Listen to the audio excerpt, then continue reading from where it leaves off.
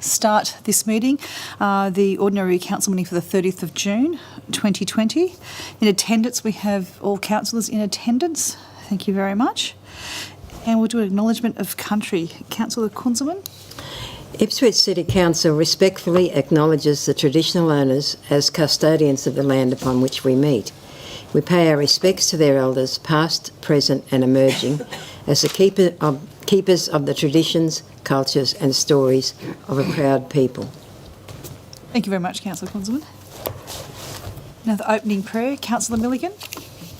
Heavenly Father, grant that we who seek to serve you in the affairs of this council may have wisdom in our deliberations, the guiding of your hand in our works, and the grace to serve together to advance the prosperity of our city. Amen.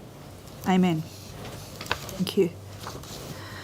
I have no apologies or leave of absence, and just a reminder that we're suspending standing orders by sitting down, just purely because of the technology of the microphones. When we stand up, the technology doesn't seem to pick up our voices, so we're remaining seated until we have other technology. Do we have any leaves of absences?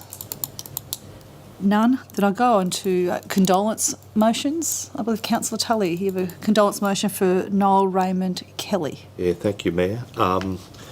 This is for Noel Raymond Kelly, OAM, who was born in Ipswich on the 22nd of January 1936 and was raised in Goodna. He passed away in Sydney on the 14th of June 2020.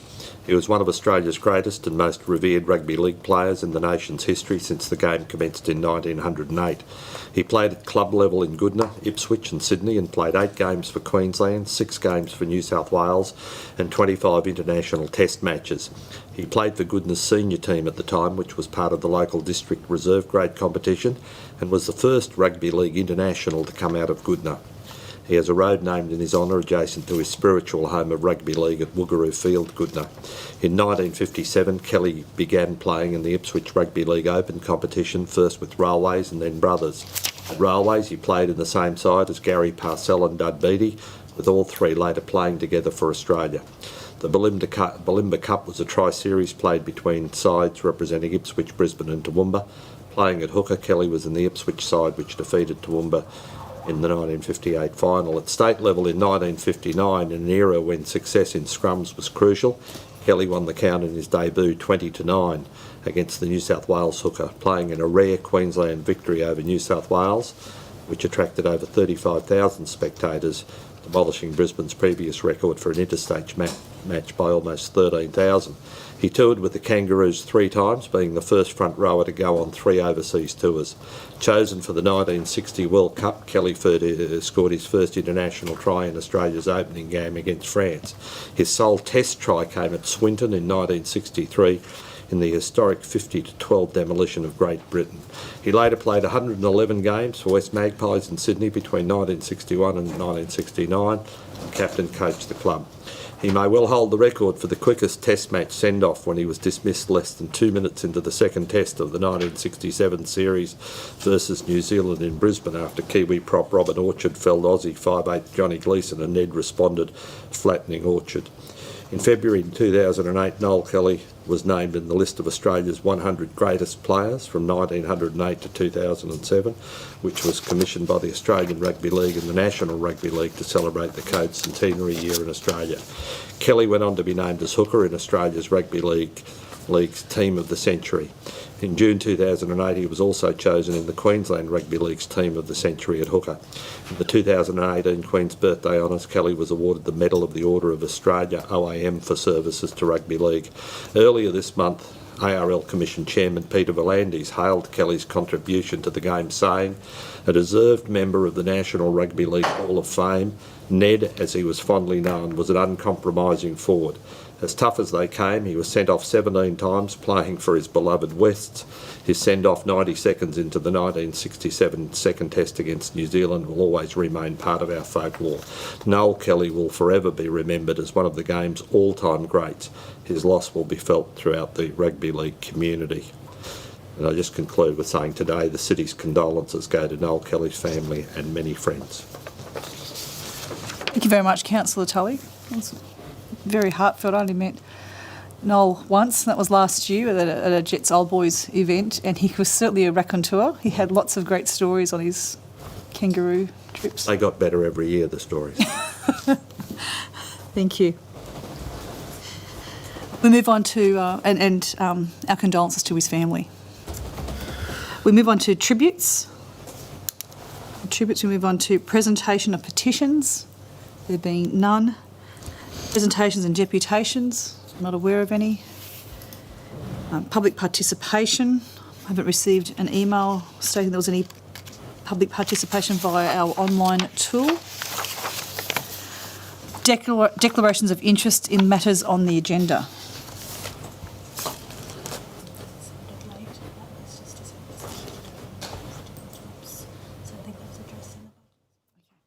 Thank you. I was being informed by my Chief of Staff that there was a late email in the public participation asking about what we're doing about jobs. I think our budget speech that we just had in our previous meeting addresses that issue there. So move back on to 10, declarations of interest in matters on the agenda. Councillor Fichtner. In accordance with Section 175C2 of the Local Government Act 2009, I declare that I have a material personal interest in item number 14.2, reception and consideration of Ipswich Central Redevelopment Committee's report. My interest in this item is that I have a business interest in Bar Heisenberg Proprietary Limited, which is located on 164 Brisbane Street, Ipswich. I declare that I stand to gain a benefit or suffer a loss, directly or indirectly, and I plan on dealing with this by leaving the room while we discuss. Thank you very much, Councillor Fichtner, and thank you for being proactive in your disclosure. Thank you. Do we have any others? Councillor Madsen. In accordance with Section 175E of the Local Government Act 2009, I declare that I have a conflict of interest in item 14.2, titled Ipswich Central Redevelopment Committee's report. As I am a member of the Ipswich Trades Hall and Labor Day Committee Executive, I propose to deal with this matter by leaving the meeting while the matter is discussed and voted on. Thank you very much, Councillor Madsen. Again, thank you very much for your proactive disclosure. Are there any other conflicts of interest? Councillor Tully? Just one, if I'm picking this up in the correct format, item 23 in the committee report that's coming up shortly. 23 in the general purposes? Yes. That's in relation to naming of community assets. I'll make a similar declaration I made at that meeting in accordance with Section 175E of the Local Government Act 2009, that I may be taken to have a perceived conflict of interest in item 23. Insofar as that my name appears in that report, I've declared the interest and I intend not to vote when that's put towards a council, or put before council for adoption. Hang on, I'll just have to get this thing to read. No problems, Councillor. In the same item, in accordance with Section 175E of the Local Government Act 2009, I declare that I may have a conflict of interest in item, what was it, 14? 14E? 23. 23, the general purposes. As my name is mentioned in that report. I've got to find it. I propose to deal with the matter as I did before by staying in the meeting and not voting on the matter. Thanks. Councillor Tully, thank you very much for that disclosure. And Councillor Allen, thank you very much as well for that disclosure. Are there any other conflicts of interest? Can I just clarify, does that need to be voted on by the other councillors to stay in the meeting? Yeah, probably. Well, you should? Yeah. Okay. I propose that since you both mentioned this same report, that I'll put it to the meeting that that the councillors Island and Tully stay in the room but not vote on that particular item 23 in the General Purposes Committee. Open up for discussion or debate. Nope. In that case, I'll put it to the vote. Those in favour, please raise your hand. I see that all the councillors, bar Councillor Island and Tully, who aren't able to vote, have supported that. Thank you. Please note as we go through the agenda, if there's anything else that you think you may conflict, just feel free at any time to raise your hand and notify me. We now move on to item 11, confirmation of minutes. May I ask someone to move these? Councillor Doyle. And seconder? Councillor Fechner, thank you very much. So these are the confirmation of the 26th of May Ordinary Council meeting. Is there any debate, discussion on those particular minutes or any amendments that are proposed? No? In that case, I'll put it to the vote. Those who confirm these minutes, may you please raise your hand. Councillor, Sorry. it's unanimous. Thank you very much. Move on to item 11.2. These are the minutes for the 17th of June. That was the special meeting we had, in particular dealing with, I think, the procurement matters and the business transformation project.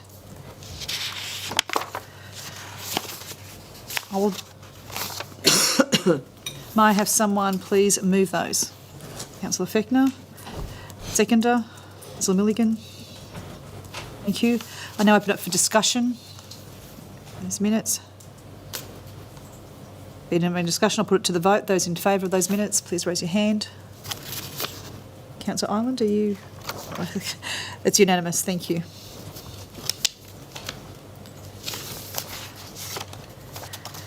Next item is a mayoral minute. I don't have a mayoral minute this time. So we'll move on to the next item, which is 13, business outstanding, matters lying on the table to be dealt with. There are none. So we go on to 14, reception and consideration of committee reports. So the first one is 14.1, the General Purposes Committee. Now this is where you'll see me doing my paper shuffle with the folders, and obviously online there as well. We'll be looking at the each of the motions that went through to the General Purposes Committee on the 23rd of June.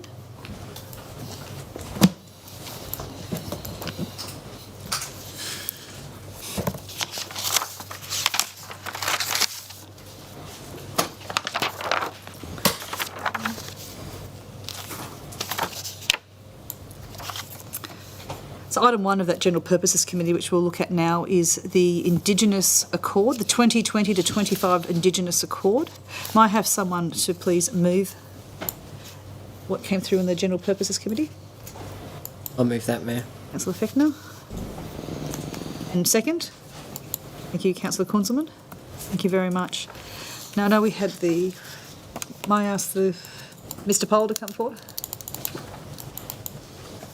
I believe, Mr Poll, whilst we discussed this at the General Purposes Committee, we now have a hard copy of the new accord. Yes. And I would like to ask you, Mr Poll, we did have a previous accord, and I have some concern that quite a few of those items were not addressed in the previous accord. Was it a 3-year accord, the last one? Yes. Yes. I have some confirmation that any actions that aren't done are actually now have been carried over into this accord. I'll take that on notice and confirm. It's my understanding and my belief that indeed that has been the process, that those deemed relevant and previously unachieved have carried over. But I'd suggest to be absolutely confident in responding to that request, Mayor. I take it on notice. Okay. Thank you, Mr Poll. Thank you, Mayor and councillors. I also note last time at the General Purpose Committee we did move to monitor this on a 6-monthly basis as well. So, Correct. do you have any other questions of Mr Poll? Nope. You must have answered the question at the GPC. Thank you. I opened this for discussion and debate. I guess for myself, I just note that there were quite a few items of the previous accord that I can't remember the exact percentage, but certainly looked to be around a third of the things that weren't done from memory. And I think it's really important that we do track how we go against the initiatives that we do have in the Accord. And in particular, I think when the Indigenous Liaison Officer was here, he did talk about prioritising jobs in council for Indigenous people as well. Through the Mayor, and I think the concern that we raised around that was, correct monitoring and reporting and keeping us up to speed on anything that may not be met within the Accord. So I note that we've got the 6-monthly reporting happening. So Also note the Indigenous Liaison Officer talked firstly about the employment of Indigenous people, but also probably the second most important one in here was the War Memorial for Indigenous soldiers and sailors and airmen. But also, probably the third most important area was to make sure that Indigenous communities really want to have a strong working relationship with their council as well and their councillors. Any other? Councillor Fichtner? Just that I have faith in my fellow councillors that we will check in every 6 months on this and make sure that the work that we're doing in the future within the organisation always has a focus on how we can manage the outcomes of the Accord into all of our decision making moving forward, because I think it is a piece of work that needs to be incorporated into our group thinking, and that can only be a benefit moving forward. But yeah, I have absolute faith in my fellow councillors and you, Mayor, to push this and make sure that it's meaningful work that's being done in the organisation and not something that we're carrying over into the Accord next time. Although I do acknowledge that some of the material that was carried over, it's because that sometimes the work is never complete, and if you want to get something perfect, you have to commit to really working towards it. So some of those things that are carried over are things that work has been done on, but we haven't reached a point that we're extremely happy with it yet. So although it seems like it wasn't a great success that we didn't achieve some of those things, the commitment that we're making again in the Accord, I feel is a very important one. Thank you, Councillor Fichtner. And I also thank Mr Kinsella and Mr Pole on the work done on this new Accord. If there's no other discussion, then I'll put this to the vote. Those in favour, please raise your hand. I see it's unanimous. Thank you. Now go on to item 3 of the General Purposes Committee. Item 2, sorry. Can't forget number 2. The City of Ipswich parking pricing strategy. Now, I think that there was going to be a variation to Yes, this. through the Mayor. Councillor Madsen? I'd like to propose a variation to recommendations D and E. Just adding on to the end of the recommendation, the words that are on the screen. Schedule the 6-month trial to commence in October 2020 following community notification. That's a good idea. Otherwise, I think we'd all be expecting it to start this Saturday if it passes.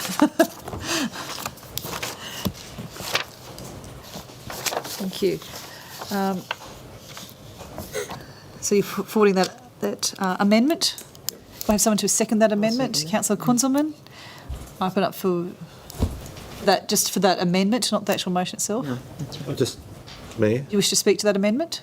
Yeah, I've just got a query whether or not, given the current economic circumstances and the need to reinvigorate the CBD as quickly and as positively as we can, would it be possible to make that commencement date earlier than October? It seems like a fair way away. I know there's work to be done, but I think it's just from what the CEO had said, masking the words metered and a few other things, that to me it didn't seem like a major undertaking to introduce that earlier. CEO, could that, I guess Councillor Tully's asking if it could be started earlier? The second one, which is E, is probably easier to implement in a shorter period of time. The alternative, which is the D, may take that sort of time to roll out, because we've got a technological solution. Yeah, I was talking about, through the Mayor, the Free paragraph E. parking on Saturday. Yeah. So CEO, you're saying that D could be done? No, I'm saying D. I'd like to keep October for D. I'm happy with that. E might take it. We could possibly go a little earlier than that. Well, could I propose, perhaps, if it's feasible, perhaps the 1st of August? Let's see. So, Find a way. so we do make that as a 3. foreshadowed motion then Well, to the amendment. no, it's not an amendment. Yes. Councillor Madsen has moved a motion. Yes. Because it's fresh. Okay. Okay, and Councillor Tully has moved an amendment unless the council agrees with him, and then it becomes a variation. If the mover and the second don't agree with him, then it becomes, he seeks a second and it becomes amendment, and we debate the amendment. Well, through the Mayor, could I just ask as if the signage work, which just seems to be on the signs, would all be needed to bring forward paragraph E? Would a month from now be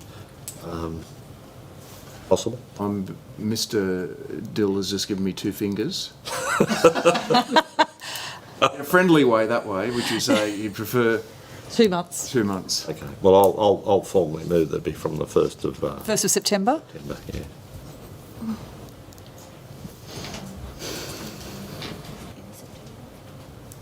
And we just need to make sure the mover and seconder are happy with that, otherwise it's amendment. So I hadn't gone to a mover and a Through the Mayor. Yep. May I have actually before we go any further, may I have a mover for the I didn't actually have a mover and a seconder. I went straight into it. Did we? Yes, you have. Oh, we did. My Madsen apologies. I and didn't write it down. Through the Mayor. Yes, Councillor. Who do you think we should ask? Is there any issue with having the trials not aligned? It's talking about a 6-month trial. One would start earlier than the other. That alignment could be a that's a- key issue here. I think that's a very good point, Councillor Madsen. May we ask for the Councillor? Mr. May I ask for Dill. the General Manager, Mr. Dill, to come to.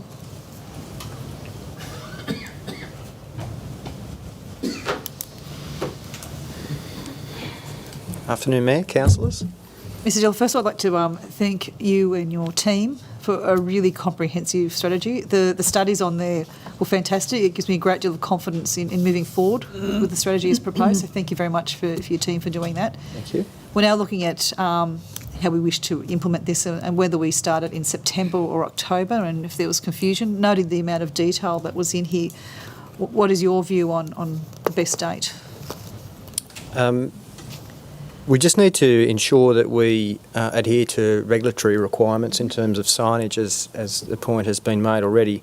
The amount of work to affect that change and the number of signs is quite significant. So just tying that up with the work we need to do with coordinating with regulatory services and then also providing communication to the community around these changes. We just need to make sure that time is sufficient. I agree that running the trial, these 2 trials together, would be beneficial. I'd be quite happy to suggest an implementation period of September for both versus October. So technologically that'll be possible, Mr. Dill? We will do our absolute best. So we change it to September rather than the 1st of September. But, well, I'm happy to amend my amendment to have that same date, 1st of September, for paragraph D and E. Okay. That's not what you're saying. Well, I'll take that off into discussion. Any other questions for Mr. Dill? If you say you can do it by the 1st of September? Implement in the month of September, Mayor. Implement in the month of September. Okay. Through the Chair. Do you want to ask Mr. Dill a question? Yes. Yes, please. So I think the risk-averse way would be October. Oh, that's probably not. To respond to your question, not necessarily a risk adverse, but it provides more certainty around delivering that time frame based on the fact that we haven't fully uncovered all the potential challenges from changes to the technology and etc. and any of the regulatory requirements. So it provides us more certainty, that time frame of October. Thank you, Mr. Dill. So we'll do it because we're still debating the amendment to the Councillor Tully's amendment. So we'll need to vote on whether we agree to that amendment or not. But yes, Councillor Fick. Yeah, through the Mayor, Councillor Tully, would you consider amending that recommendation E be a 7-month trial and starting it earlier? Right. In Does that good. mean they'd both finish at the same time? Correct. I think what we ought to look at, if we can just bring it back, we have a motion from Councillor Madsen, and then Councillor Tully has put forward 1st of September. I must admit, or in September. I note the fact that the officers have given us I think a comprehensive report, and that's the date that they're comfortable with, and I think moving it forward leaves us open to missing that deadline and being an accountable accountable council. I'm very averse to that. So I guess we need to put forward Councillor Tully's motion, which His amendment. His He needs a amendment. seconder. He'd need a seconder. Do we have anyone who would second Councillor Tully's amendment of what do you need to do the So is that, just to clarify, Mayor, in September? Does that September appear in both D and E? Vicky, is September appearing in both D and E currently? Or not? Mayor, could I just say, based on what Mr Dill said, that meeting that 15-minute requirement is the operational thing. Now that's Monday to Friday, because if we have the CBD starting earlier for free parking on a Saturday, that issue of 15 minutes doesn't arise. And I think, as I said before, trying to give business in the CBD a bit of a boost to at least have the free parking on the unmetered and free parking on the Saturday morning is quite a different issue. I don't think people would be confused with that, because then that could kick in on the 1st of September, and the other issue of a 15-minute free parking wouldn't apply during that trial anyway, because it's already free on a Saturday morning, and that would kick in from October. And I do accept that probably might take a more detailed effort to achieve that time frame. Understand. I guess my view, Councillor Tully, is that it would be confusion. People will forget what's starting. They know that parking rules have changed. What will start on Saturday is what happens with a 15-minute. I'm just very concerned that it'll be a confusing message for people. So I guess, Councillor Tully, what are you're putting forward from the 1st of September? Well, Or in I September? think leave D as it was. So you now ask you to because leave. Mr Dill has, So Councillor Tully's only proposing an amendment to E, not D. if I've got the paragraphs right, Mayor, that E would just refer to introducing the free parking on the Saturday morning, and unregulated, so free and unregulated time-wise, to commence on the 1st of September. Noting that the relevant officer has asked for something to be midway in September, I think that's probably. I must admit, I'm uncomfortable with that particular one, but I guess we can open up for. What we need is a seconder to Councillor Tully's amendment. Does anyone wish I to assume second movement- Councillor Tully's amendment? I'll second it. So Councillor Allen. Okay, so we'll put that to the vote. So we're looking. Sorry. You then debate Councillor Tully's amendment. Okay, sorry. This is the first bit. Yeah, okay, we'll debate.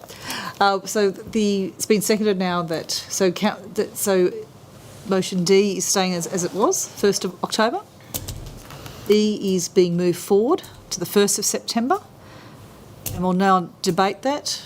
I guess certainly I'll be voting against that. I think it'll be very confusing communications in it. As much as I want to encourage free parking as soon as possible, I do take on board the request from the officers, and I want to make sure we have really clear communication as we reactivate the CBD. That's my personal view in this discussion. Councillor Kunzelman? If we leave it the way that is now, how do we reconcile the finishing dates?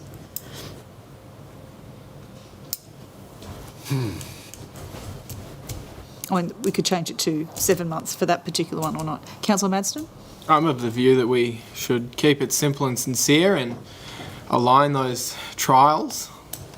From a communications perspective, from the view of how it'll be for council officers, I think that's the easiest way to implement it. I agree. I think the officers have said they need until mid-September. I think for us to do this would be unreasonable. Any other views? So I'll put the amendment from the 1st of September. Councillor Tully's amendment. The Councillor Tully's amendment for the 1st of September. Those in favour, please raise your hand. So we've got Councillor Doyle, Councillor Ireland and Councillor Tully. Those against? Myself, Councillor Fechner, Councillor Madsen, Councillor Johnnick, Councillor Milligan and Councillor Kunzelman. The motion is not passed, so we'll go back to the Original motion. I'll wait for Vicky to bring that up.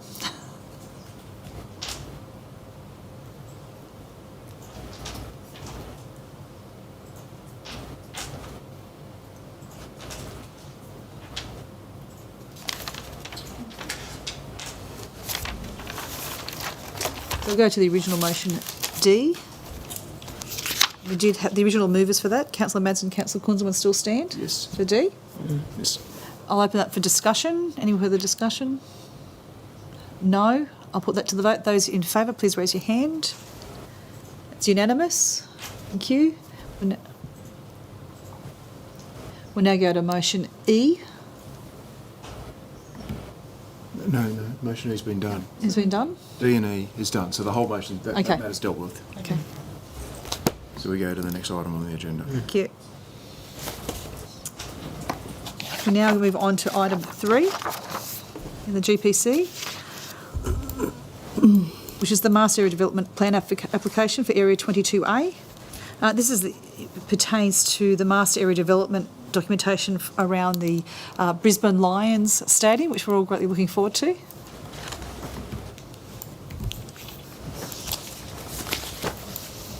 May I ask, thank you, Mr Tabulo.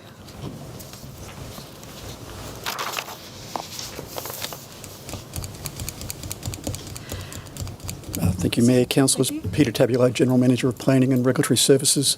Mr Tabulo, I note that that this particular one is seeking an amendment in relation to the timing of the infrastructure delivery, the interchangeability of the infrastructure credits, the payment of cash contributions in lieu of undertaking embellishment works, and the construction of a green bridge and the payment of stormwater quality contribution. May you please give Yes. what's the onus on council here? Well, the onus on council here, Mayor, is that we are the authority responsible for the strategic planning for the site. An application was made to change that strategic planning with the Springfield City Group. They had some issues with the conditions, and those conditions basically reflected the preamble that you read out just then. And over the last 6 or 7 months, council has been negotiating to seek a resolution of the matter, so as to avoid it going to a further alternate dispute resolution process. We've achieved an outcome on that on the matters by negotiating with the Springfield City Group to reflect in the words of the Master Area Development Plan certain outcomes that we want to achieve at a very high strategic level. The impact on council, specifically with respect to any financial implication or the like, doesn't emerge at this level because it is that high strategic document, just setting the principles about how future development will occur around this precinct.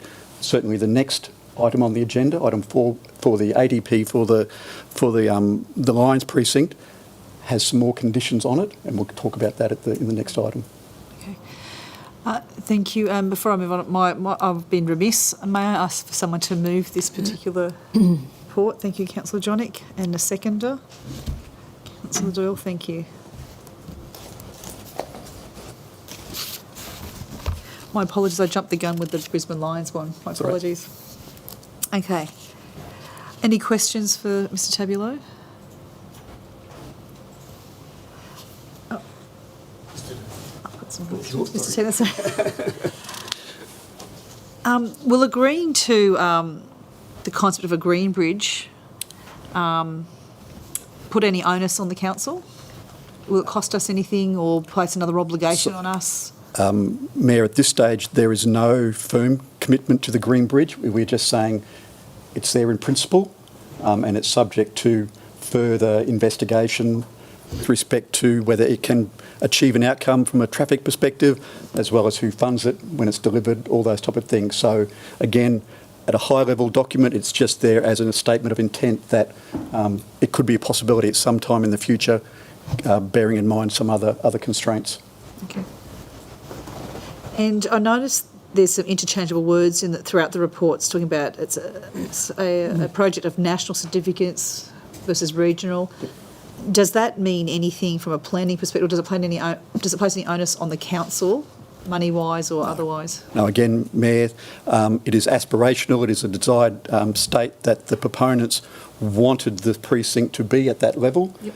But at the end of the day, it has no bearing on council's levels of contribution to achieve that status. That's an adjective, it's not a... Okay.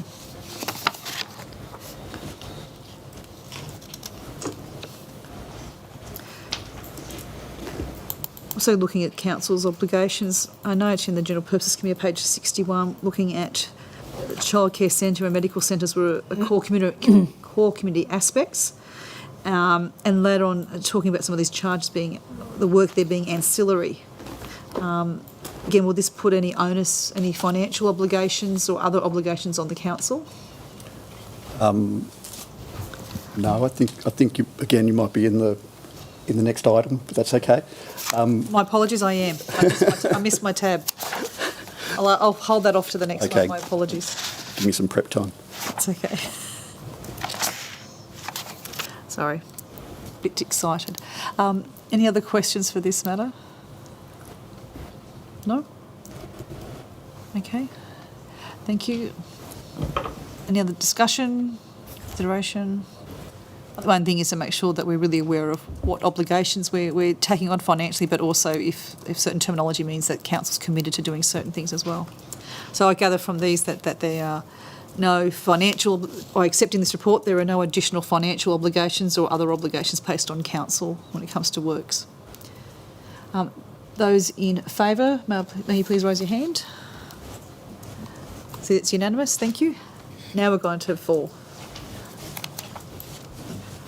I'm just so excited about the Brisbane I can Lions. tell, Madam Mayor. Before we move on, may I have a mover of this? Councillor Johnick, seconder, Councillor Milligan, thank you very much. So, councillors, this next item is the equivalent of a standard development application that you would experience under the balance of the planning scheme for Ipswich, but in Springfield it's wrapped up in a concept called an area development plan. So here we have the proposal for the creation of the precinct, the Lions Stadium, on that land, and we have put forward a suite of conditions that we think are appropriate and reasonable for the development to abide by and to deliver on. Once the decision is made by council, those conditions are conveyed to the applicant. The applicant then has some time to come back and maybe seek some further clarification or negotiation on some aspects of those conditions. And if that scenario was to occur, then we'd be coming back to council for some clarification or direction about what was being proposed as some changes. I'll ask my question again, Mr. Taylor. Obviously on page 61 of the report, noting that previously this council has agreed to up to $12 million ratepayers money and developer money in works. Will this agreeing to this report place another obligation onto the council for works or a financial obligation? Certainly not for any direct financial obligations or without coming back to council seeking those permissions or that type of request. The Lions have indicated to us that they do have some concern with respect to the infrastructure charging regime that's in the conditions and seeking some council direction on that. I don't think it's appropriate at this meeting to put something to you without giving you the chance to see those matters in some detail and understanding the thrust and nature of those requests. So once, as I said earlier, once we have conveyed the decision to council, if the Lions want to progress that conversation around seeking some... Thank you very much, Mr. Taylor. I appreciate it. Open for discussion, debate. I note that this report puts no other financial or other obligation on the council.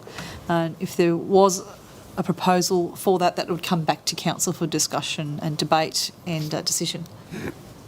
Put that to the vote. Those in favour, please raise your hand. Thank you. It's unanimous. Thank you. Let's move on to 5, which is review of the materials recovery plan. May I have a mover, please? Councillor Fechner and Councillor Doyle, and a seconder, Councillor Doyle. Thank you. This is looking at the council's under obligation every 3 years to update its materials recovery recycling plan, I believe. Materials recovery plan. And we have the relevant council officer, Mr. Dill.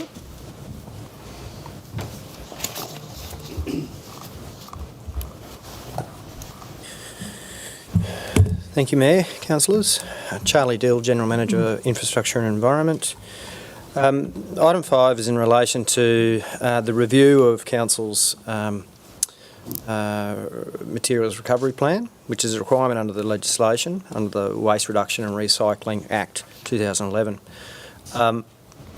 Councillors undertaken, or council officers have undertaken a review of our current plan, and given the requirement that the plan needs to undergo some substantial reviews and the requirement under the legislation to engage with community and consult on community around those proposed changes, there was insufficient time, particularly with events over the last 12 months and COVID, etc., to actually undertake that work. So we're proposing to adopt the plan as it is, and then commence a full and thorough review, including consultation. Thank you. Any questions of Mr. Dill?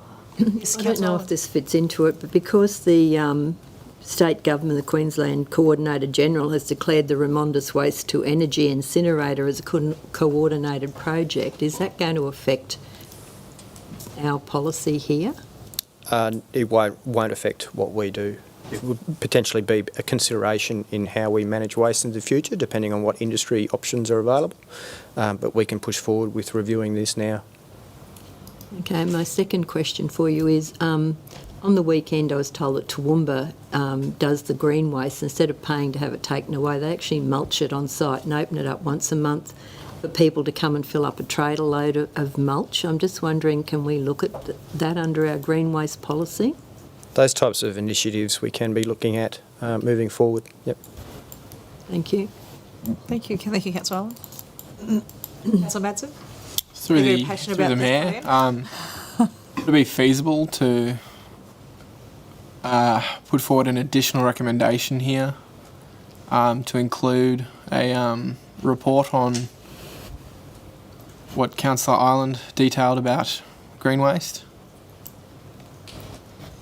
Well, I think we could be part of a workshop as we were doing out a policy. You could do it as supplementary if you wanted to move it. It could be part of the review that we do, but it could also stand alone Okay. as a report we could come back to What a council with. supplementary I'm motion. happy if it's part of the review already. It's part of the review already. I'm not going to ask for Yes. another report. I guess the option is we can pass this and then do a supplementary motion to attach that's as an addition to make sure that it's covered off. All right. Well, I Okay. would like to. Put forward a supplementary motion. Yeah, sure. That'd be good. To We deal need with this someone matter. to. So Sorry? deal with this matter. Yeah. Do we have someone to second that? Oh. Councillor Ireland? Or did I move it? I don't know if I moved it or if I seconded it. I think I just was going to ask a question. With the Coordinator General, how do we get the information about what it means for us?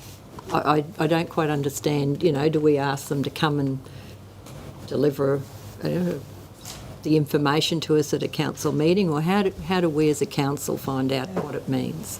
It's a very good question, Councillor Ireland, because obviously it's a state government process and the state government have a certain process that they need it to follow, and we've obviously been notified through the media today that process is starting today. So we're in touch. It was a bit poor, in my opinion, that they didn't notify you that, they were going to announce it today on our budget day. So happy to have a discussion, but it's not relevant to this particular motion here today. But yes, you do raise a good point. Okay, if I could go back to, I'm getting more advice So here. you've got the original motion. Yes, we'll go back to the that needs original be motion. dealt with, Yes. and then the supplementary motion's moved at the conclusion of that. Yes, so we'll go back to the original motion. I can have that up on the, it's okay, Vicky?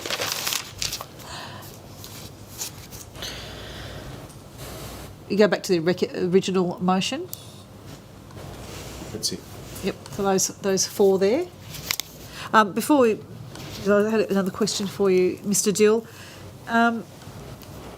Know that this is I aim for this to be an accountable council. And I note that this this plan was adopted in May 2017, and it needs to be updated every 3 years, and it's now 30th of June 2020. And I understand that there's been a lot happening in a way, but still you would think that work would have been underway 12 months ago, 6 months ago, to still have something that could have been passed through council earlier this year. What are you setting up in place to make sure we don't miss the next deadline?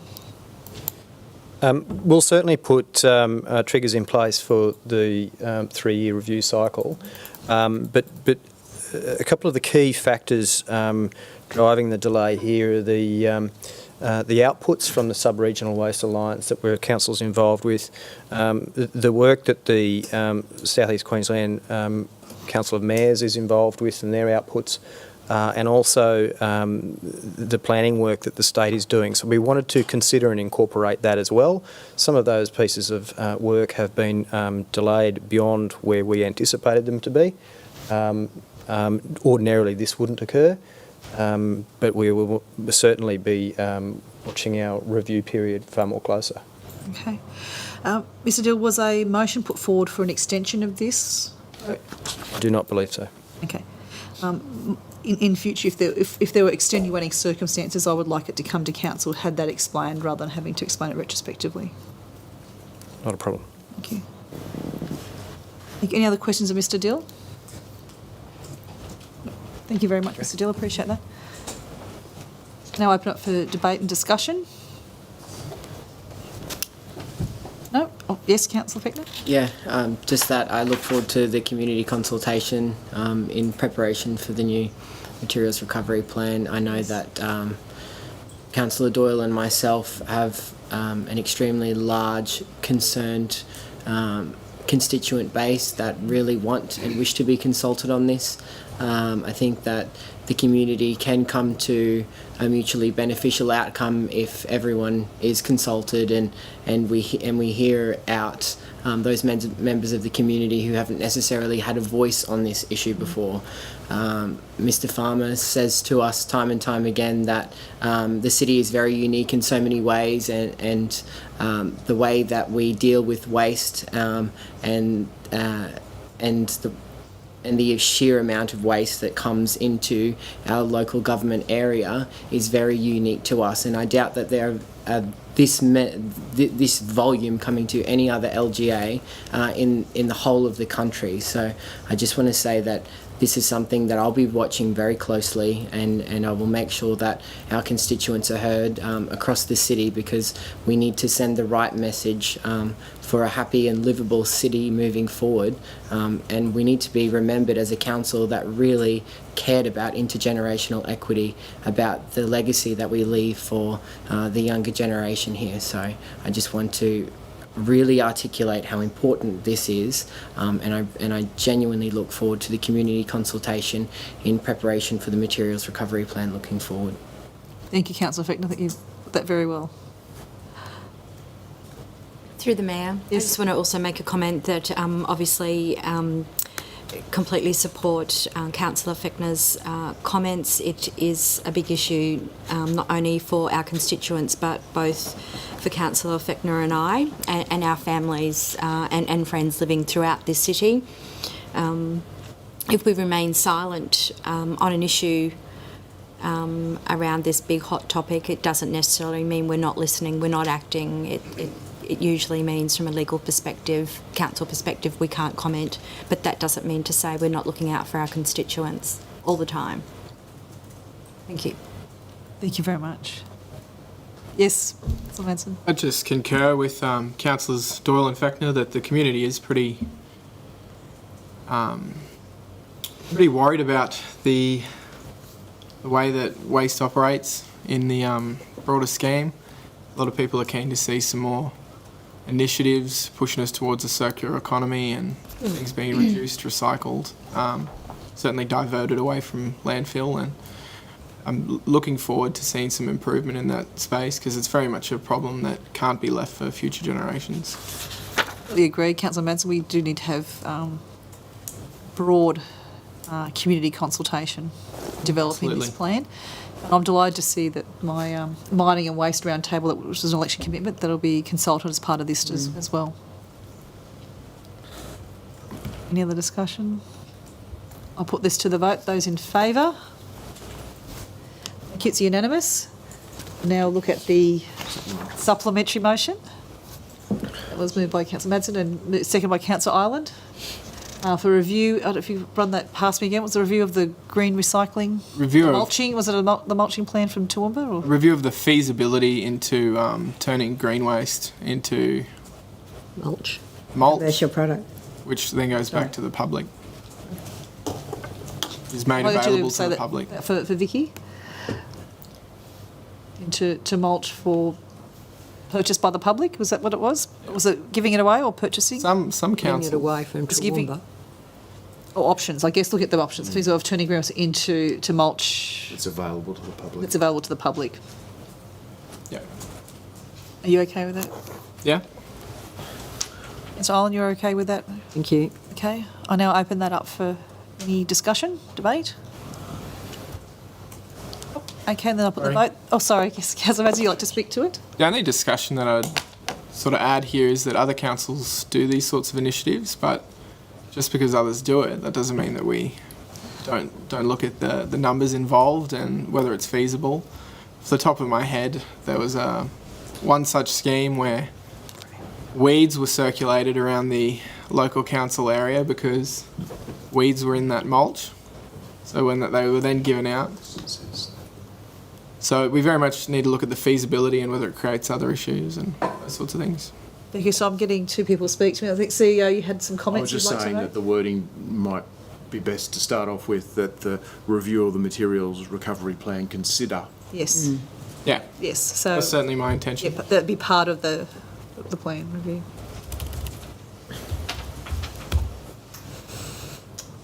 Councillor Ireland, you okay Thank with you. that? Any other discussion points? Councillor Fichtner? Just on the back of Councillor Madsen's concerns of spreading weeds throughout Ipswich in the mulch, the very fact that we're considering something as creative as this, I commend Councillor Ireland for bringing this idea to the floor, and I think that this is the start of the creativity that we will hopefully see from not only the councillors and mayor in this room, but going out into the community and asking our constituents what wonderful and creative ideas they have that promote that circular economy and benefit Ipswich. So although it might not turn out to be a feasible program, I always implore that we look to creative solutions to problems that we have, particularly with waste.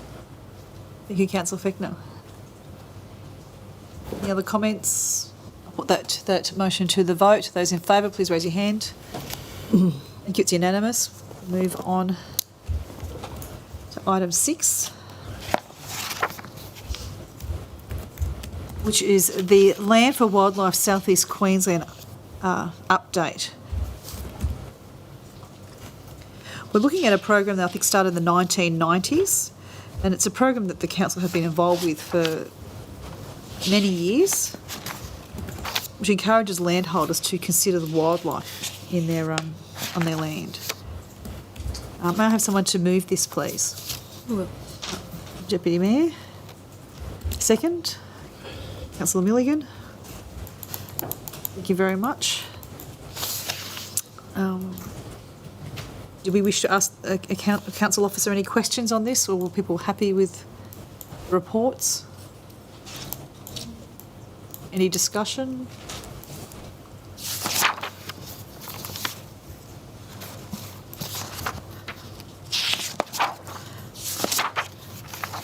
If there's no other discussion, I'll put it to the vote. Those in favour, please raise your hand. It's unanimous. Thank you. Through the Mayor. May I move for an adjournment? Yes, please do. So council moves for an adjournment. All those, for 10 minutes? Yep. 10 minutes. All those in favour, please raise your hand. Thank you very much. It's now 1:26. We'll come back at 1:36 on the knocker.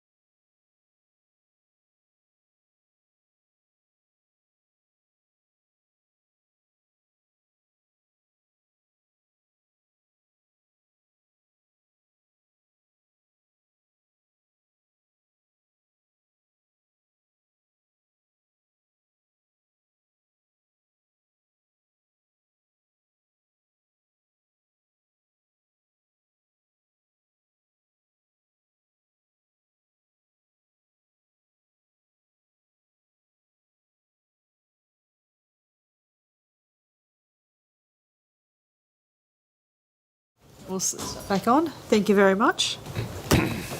Now move on to item 7 from the GPC, for the disaster management policies.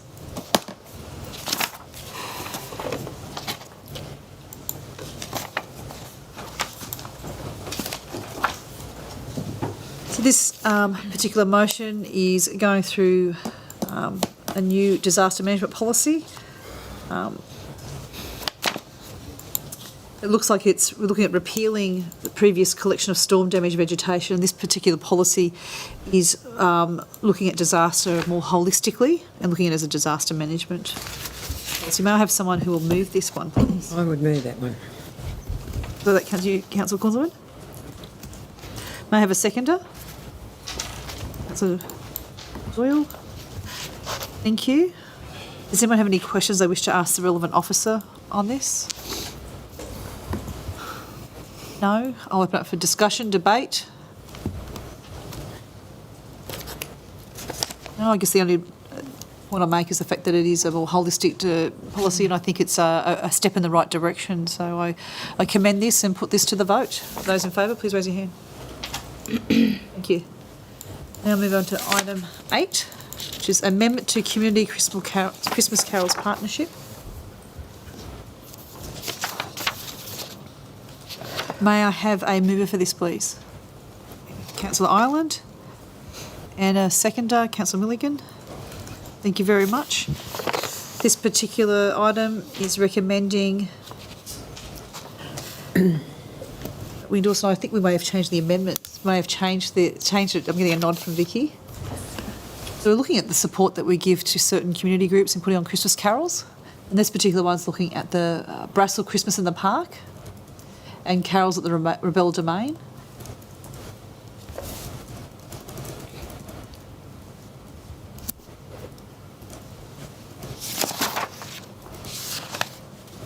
I think we're looking at consistent support, so I think this is looking at $15,000 in support and $4,595 for in-kind support.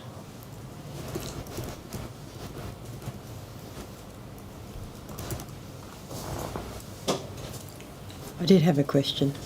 Yes. All right. I might ask Mr. Poll to come to the lectern. I think Councillor Cornsman has a question for you, Mr. Thank Your you. name and Thank you. Ben Poll, General Manager, Community, Cultural and Economic Development. Mr. Powell, my question, if you could confirm, I understand that we're supporting these particular activities because they are likely to get more than 4,000 people. Is that right? That's correct. That's our basis for approving these. That's the basis for what we refer to as a major community event sponsorship. Yes. Yeah, That's okay. correct. All right. I'm just thinking that the publication of this, the publicity around this or the notifications around this should probably emphasise that, because otherwise why wouldn't everybody say we'd like some money too? Does that make sense? It does. Our city events team works with identifying those events that have that either current capacity or potential capacity, and that's how these arrangements are arrived at. But I'm just wondering whether our residents would understand that Understood. to be the case. Yeah. It's not captured in the recommendation. It is captured in the report. That is the basic Yeah. criteria, if you want to put it that way. Thank you. And Mayor, you were correct that there is already a cash agreement in place, and what was discussed and agreed was the in-kind. so this is just for the in-kind. That's right, and it was a consistent amount across both. Thank you, Mr. Poll. I think Mr. Milligan may have a question. Yes, Mayor, thank you. It was only to that point, and Mr. Poll answered that. This motion is a recommendation that further to the recommendation relating to item 2 of the Economic Development Committee, number 201908. So the detail about the scale or size of the event is detailed in that report. That's correct. I appreciate that, but yeah. I just think it's an important point of communication. Sorry, through you, Mayor. May I suggest, probably Councillor Kunzelman, we could go to the movers and the seconders. Did you wish to add that in the recommendation, that these were events we're expecting, we know from the past, we'll have at least 4,000 participants? No, that's fine. No? You're happy to yeah. leave it as it is? Okay, I can agree to it. Yep, you're okay.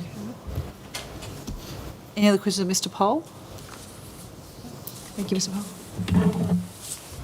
I'm up for discussion, but I think it's a very good point that you raised, Councillor Kunzelman, that these are events of some significance within our city. Yeah. Any other discussion, debate?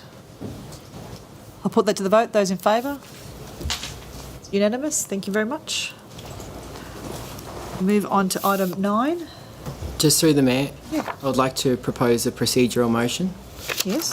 that we accept the recommendations of the General Purposes Committee for items 9 through 25, excluding item number 23, without further discussion. Except item 23. Let's look. It's a second. We have a seconder for that? Sorry, what were the item numbers inclusive, except? All bar 23, through the Mayor, all bar 23 because of the conflict of interest.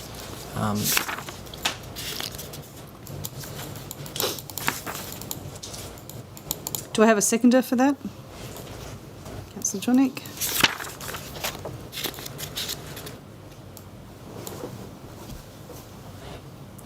So is a recommendation that you accept the recommendations, That we accept the recommendations of the General Purposes Committee, yes, without further items discussion. 9 to 22, 24 to 25. Correct.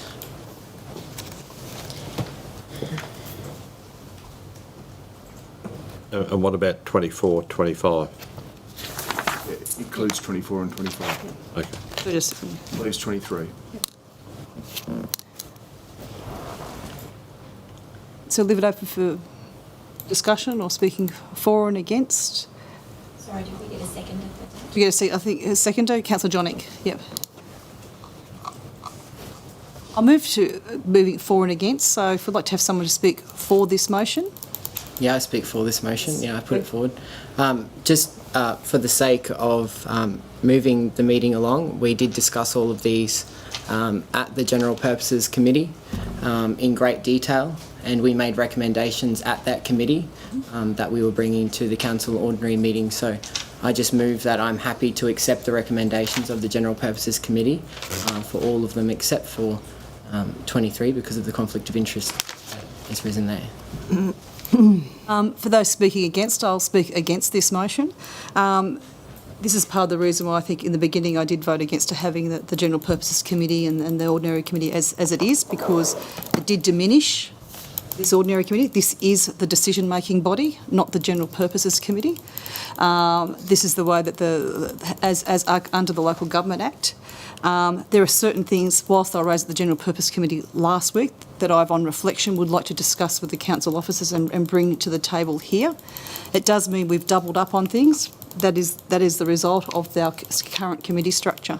So I think it would be remiss of us and lack transparency if we push these through as a batch of all these items to going through going forward together. There's certainly questions I wish to ask about the tender consideration plan for the procurement of creative services and other ones, and I'll be very disappointed if I'm not able to speak to those at the ordinary council meeting where we make our decisions. Do I have a speaker that supports the motion? Councillor Madsen. I'd just add that all councillors and the Mayor were present at the GPC meeting and took part in the discussion at that point and asked questions, and the live stream is available online. Any members of the public who wish to review that discussion. Thank you, Councillor Madsen. Do anyone else speaking against the motion? No one else speaking against? I'll take it to the vote. Just before we have the vote, I'll just say again, I think this is lacking transparency by doing a batch. It's, I think, a real flaw in the way that the committee structure is currently set up, which I did vote against in our very first meeting, and I think it's disenfranchising our certainly this particular committee in going forward. So I'll move to a vote. Those for the motion, please raise your hand. the Councillor Fechner, Madsen, Johnick, Ireland and Tully. 5 those against, myself, Doyle, Milligan and Kunzelman. So that went through. So we are now going to batch report, and we will not be going to any further detail in this decision-making committee for items number 9 through to 22 and 24 to 25. In that case, we'll now move on to approving items 29, sorry, so number 9 to 22 with no further discussion whatsoever in any of these items. Shall we have the... That was moved, wasn't it? That was the nature. Can we just have a look at the original motion? So you're saying that's moved, so we don't need to do it moved, yeah. anymore? So we just don't go do it to item anymore? 23, yeah. Okay. Moved to 23. Thank you. We have a conflict on this one. So that means 9 to 22 has... No, I thought we were just moving to do that we would batch... We're now going to... No, the motion was that council accept the recommendations. Accept the recommendations? Okay. So they're accepted now with no further discussion, no further... Which I think completely disenfranchises this particular meeting and is very sad for, I think, this council. So we'll move on to item 23, which is council community assets and infrastructure named after dismissed former councillors. And I'm noting that Councillor Tully and Councillor Ireland have already declared a potential conflict of interest and have agreed not to vote but will remain in the room.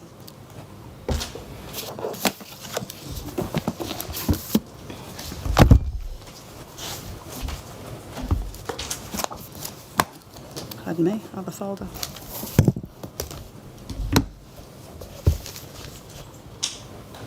Thank you.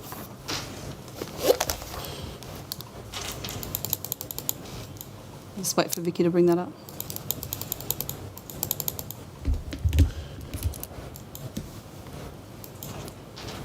This particular item, that the report be received and noted.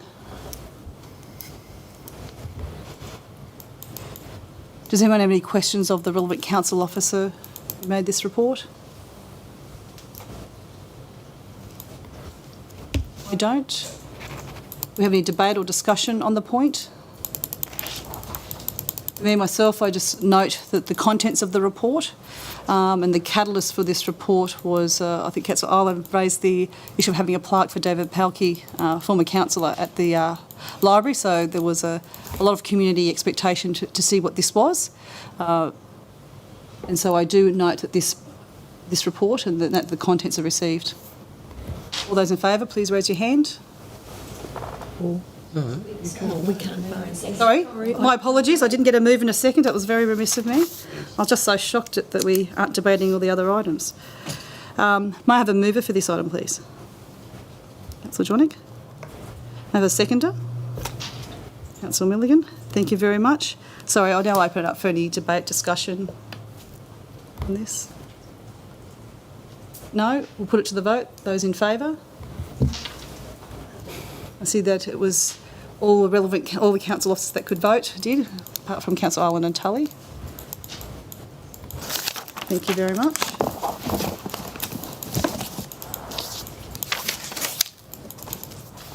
I note that they are now all the items from the General Purposes Committee, and I do apologise that it's a double up, but it is the situation of the council committee structure, that the ordinary council meeting is still meant to be the decision-making body.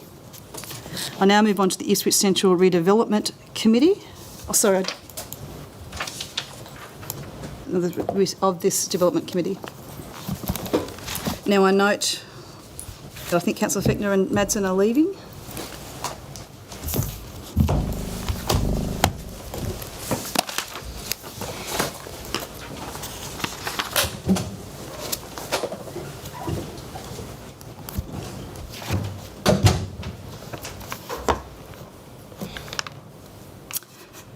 Right, well, let's go to the Ipswich Central Redevelopment Committee agenda now that Councillor Fechner and Madsen have left the room. We're now dealing with item number 1, which is Ipswich Central Executive Report 16 to the 4th of June 2020.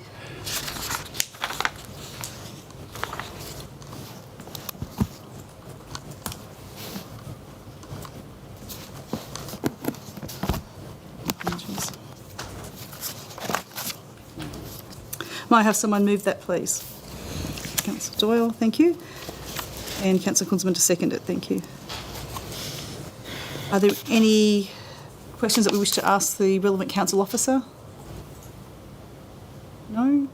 Any discussion points? No point I'll raise that since this has been published, Mr Madigan, that I've had a lot of interest from the public. They've never seen these reports before. This is the first for the public, and I think they greatly appreciate it. And also seeing the public art for the first time too, I think has created a lot of interest as well. If there's no other discussion, raise to move to vote on this recommendation. Those in favour, please raise your hand. Okay, thank you. We're unanimous. Thank you. To item number 2, which is the retail leasing program status.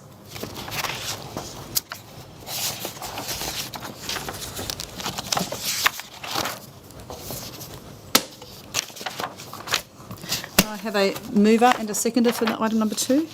Councillor Milligan. And seconder, Councillor Doyle.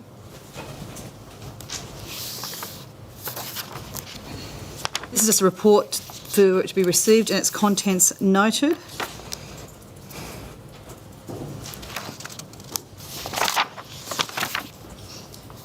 Any questions of the relevant council officer? And unless Mr Madigan had any updates since we last met at our committee last week. Mr Madigan, will you take the stand?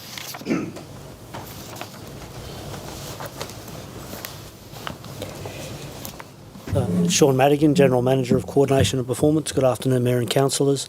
No significant update other than the fact that we are continuing negotiations with our prime anchor tenant in relation to the cinema offering that we are proposing.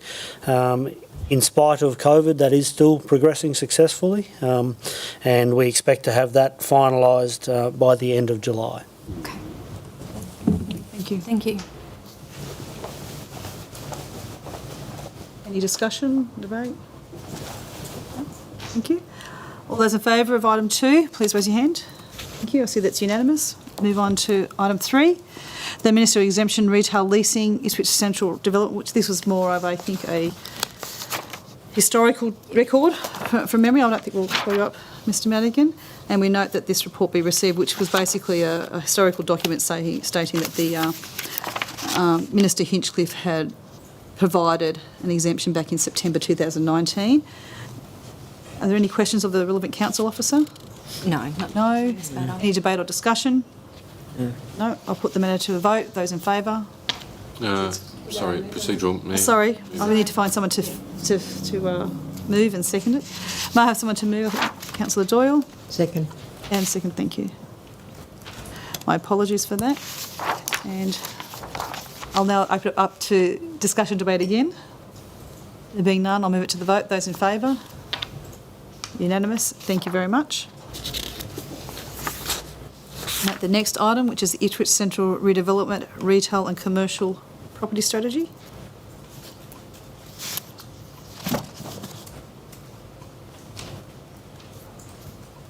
This was again reviewing sorry, may I have someone to move this? Councillor Doyle, and someone to second it? Councillor Milligan? So you wanted to touch on the fact that one of the items was withdrawn, or is that what you're... Doesn't need to be adopted as a motion of council. Doesn't need to? Yeah, the committee didn't discuss it, so there's no recommendations from the committee to council. That's why. Yeah. Thank you. Have you got that, Vicky? This was the tender consideration plan item. No, this is the matter not be considered. That item... Yes. It doesn't need to be considered. No, okay. Yes, it doesn't, because it wasn't considered. So on the Ipswich Central Redevelopment, Retail and Commercial Property Strategies, I thank you, Councillor Doyle and Milligan, for moving and seconding that. This is basically another historical document looking at the strategy agreed by the interim administrator back on the 28th of October 2019 for the strategy as per the reports. Would anyone like to ask a question of the relevant council officer? I'll open up for discussion, debate. No. Please, we'll vote to maintain that strategy. Put your hand if you're in favour. Unanimous? Thank you. Item 6, which is the Nicholas, I should say 5 now, Nicholas Street Place Activation Plan. May I have someone to move this, please? Councillor Doyle. Seconder, Councillor Kunzelman, thank you very much.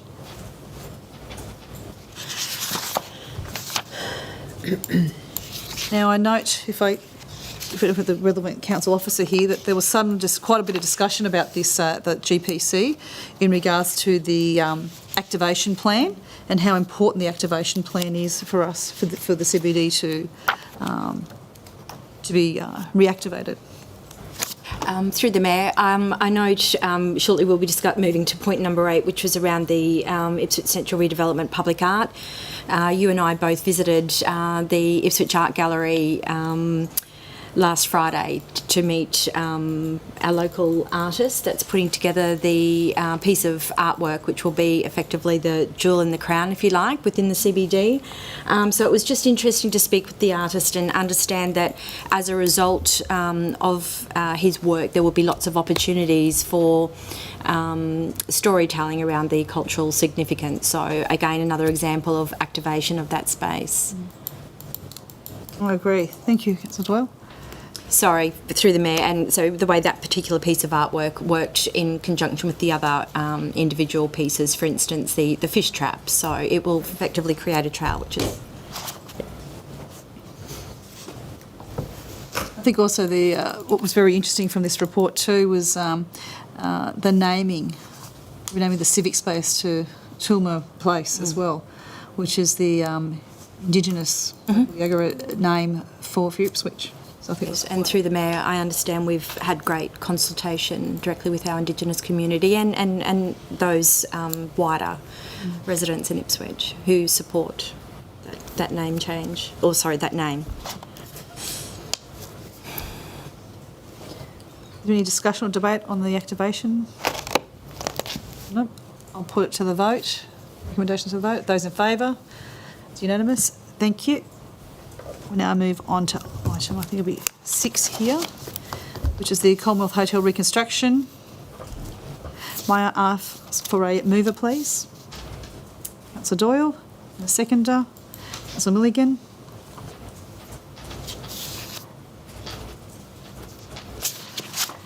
There was just some discussion at the GPC, especially in regards to the cost of this, which has already been budgeted for. We're looking at entering into a contract of... I won't ask Mr Madigan to come to the lectern.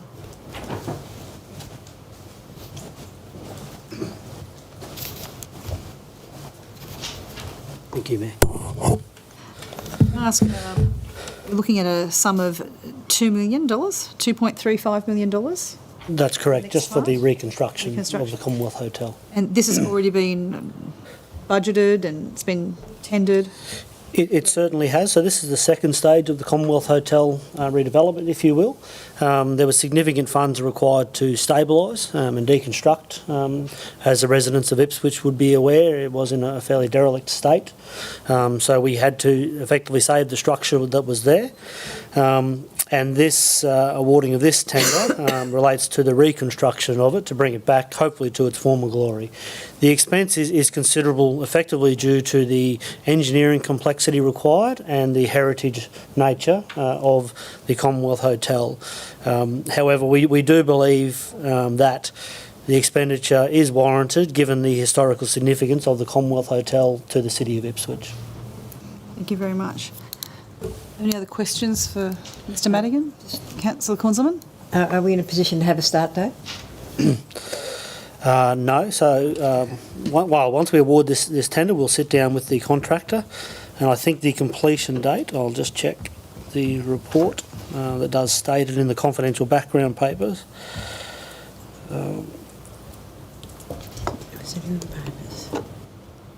The effective date is the 6th of July. To start? That's right, yep. Okay. Thank you. No questions? Thank you, Mr Madigan. Thank you. Now open up for any debate, discussion. Through the Mayor, I just would like to acknowledge that yes, it is a significant amount of money toward the restoration of this old building, but certainly the way I look at it, it just needs to be considered, you know, in light of the number of beautiful heritage buildings in Ipswich that we've lost, you know, the sins of our past, if you like. An example would be the beautiful old Bank of New South Wales building on the corner of Bell Street. We have so few of our beautiful old buildings left that I think it's important to protect this one. Well said, Councillor Doyle.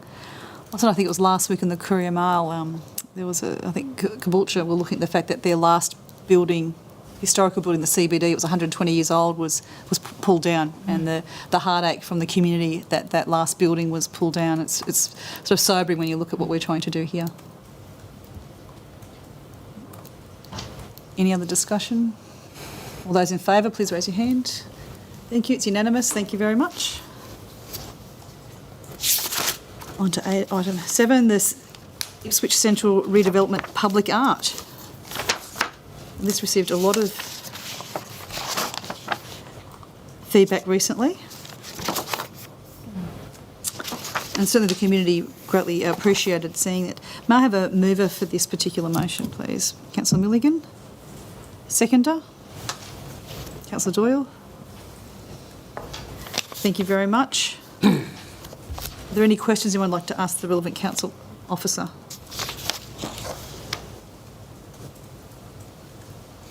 No? Any discussion, debate? Just like following what the Deputy Mayor said, I appreciate the visit that we met the artist, Lincoln Austin, and appreciate it's held the replica of it, as well as got a feel of the stainless steel and the aluminium coating that's going onto that. It's a very impressive building. Very impressive work of art. Through the Mayor, I agree. Very impressive piece of artwork, which I personally am very excited about, but note that art is very much a subjective thing, and as Mr Ben Pole would acknowledge, we recently agreed to disagree over another piece of artwork within the city, so I'd be interested to see what Mr Pole thinks of this one.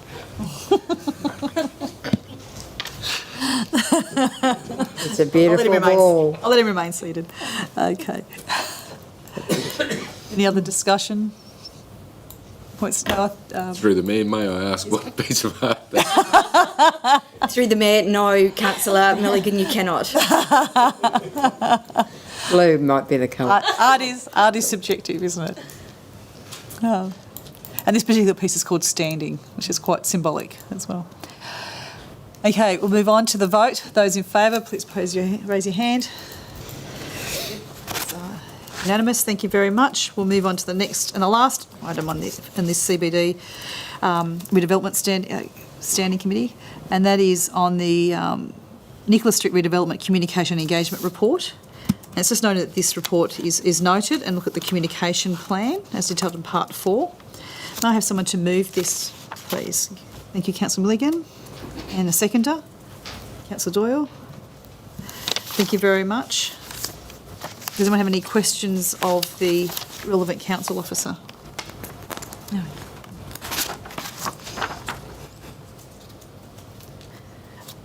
Mr Pole, are you the relevant council officer? This will be... Or Ms Grant, or yourself? Thank you.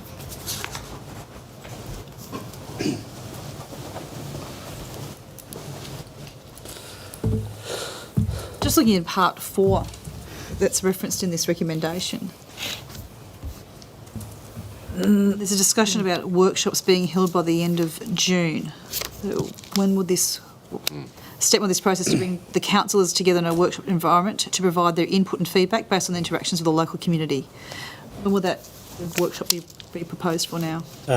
Sorry, Mayor. Due to the obviously constraints around preparing the budget, and the Integrity Hub, we were unable to hold that workshop in June. We are proposing for July. There is also a commitment to bring back effectively a stakeholder engagement and communication plan to the Ipswich Central Redevelopment Committee for the July round. So the intent is unlike previously, to really engage with the councillors and also the stakeholders across the city. So we intend on completing that workshop in July, presenting a report to the Ipswich Central Redevelopment Committee, and then on the back of that, going and doing some fairly extensive and I would say hopefully effective stakeholder engagement in relation to the future of the CBD. Thank you. I think Councillor Kunzman, you had a question about the CBD business briefing before? Yeah, that was answered. That was answered? Yeah, yeah, that was the, what's it called, that business briefing? CBD business briefing. That's correct, yes. We did get feedback at the committee last week, Councillor, in relation to the effectiveness of those. What we are proposing as a method of doing that moving forward is to do those more of a round table type of approach where we can actually receive feedback from the members of the room rather than present information to them. Now that we have provided all of this information to the public, it gives them an opportunity to read it and peruse it, and then come and tell us and let us know what they think. And then that's some of the engagement that we'll look at doing. Through you, Mayor, I think that will make a significant difference. I think so too. That the amount that's been released, feeling that people might actually have a stake in it and be able to go along with it. Thank you very much, Mr. Mayor. Thank you, Mayor. Is there any discussion on this particular item? No? Oh, yeah. Yes, Mayor. I think at the committee meeting, I think I pointed out that this process of engagement with stakeholders and community and providing that feedback is definitely what needs to be undertaken to make sure that we get this project right, because it is the major project that this council will see in the foreseeable future. Agreed. Agreed. Any other discussion? Another discussion? I'll put this motion to be voted. Those in favour, please raise your hand. It's unanimous. Thank you very much. I think we can now ask for Councillor Fechner and Madston to come back to the room to discuss item 15 onwards.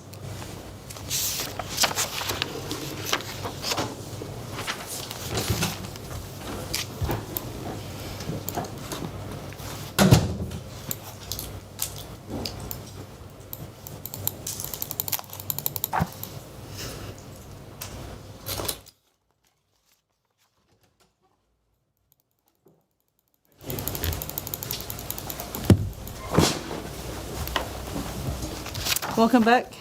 Thank you. Inspector and Madsen.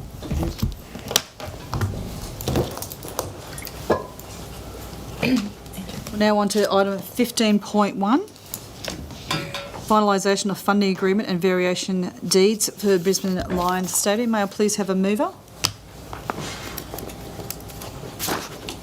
May I please have a mover? I'll move that, Mayor. May I have a seconder, please? Thank you, Councillor Kunzelman.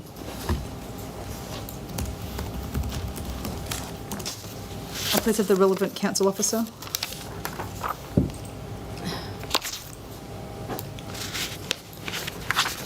Yes, like yourself, Mr. Madigan. Trying to find someone else. It's looking for. Apologies, Mayor and councillors. We can see in this report here that looking at council to enter into a funding deed, and I do note there is a confidential document, which is the draft deed of variation. So if we need to talk to that, please highlight that with myself first so we can close the session.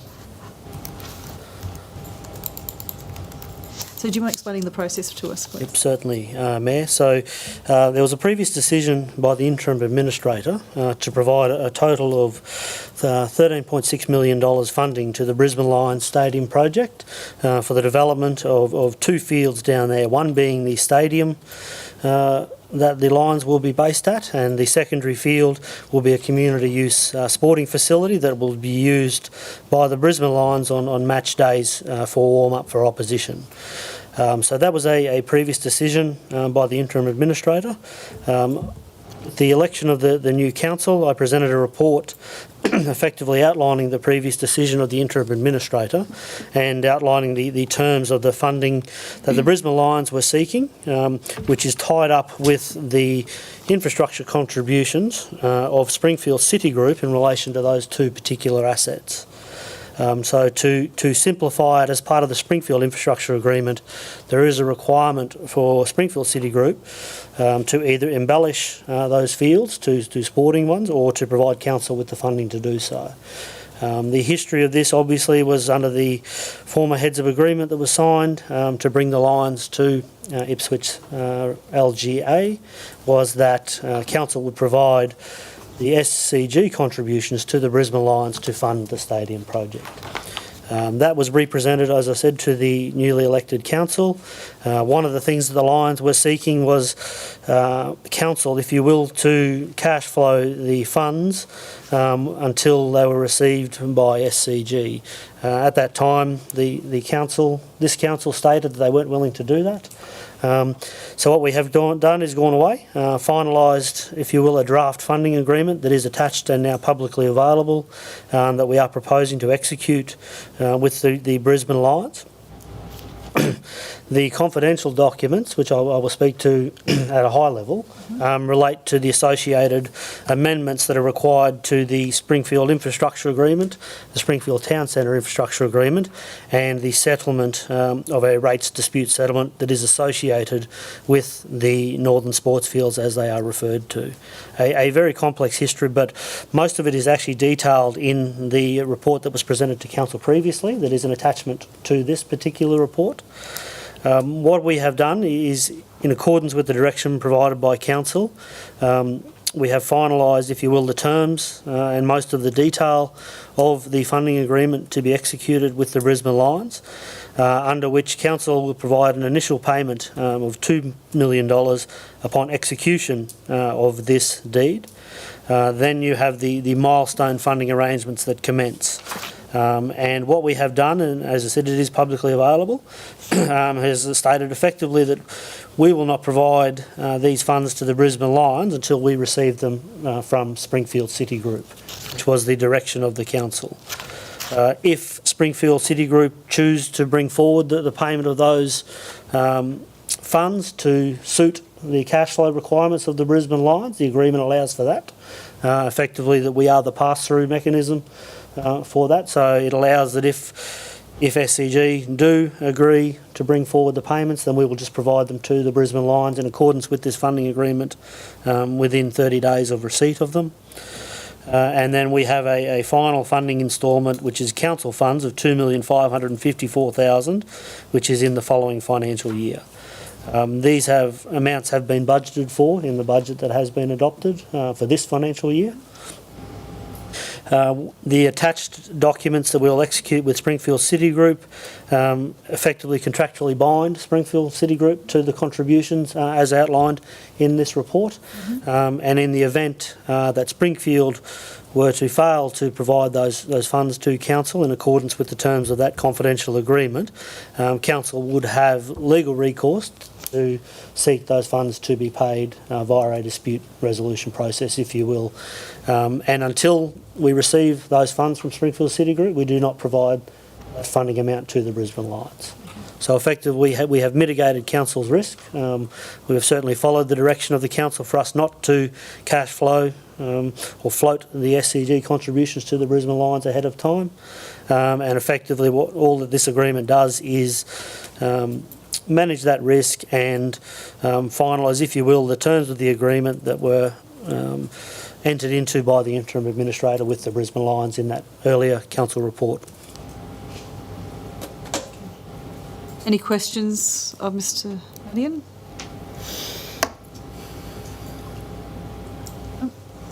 Thank you very much, Mr. Mannion. Thank you.